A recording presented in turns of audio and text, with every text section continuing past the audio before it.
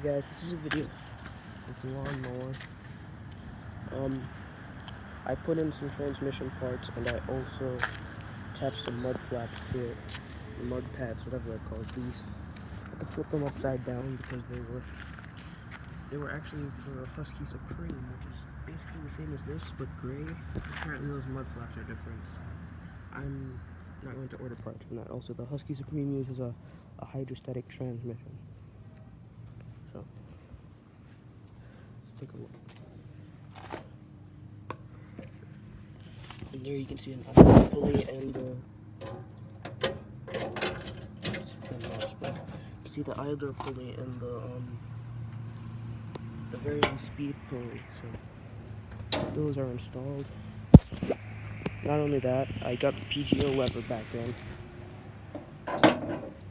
I'm just waiting to get the bearing for that so it can spin better. Yeah. Thanks for watching, guys.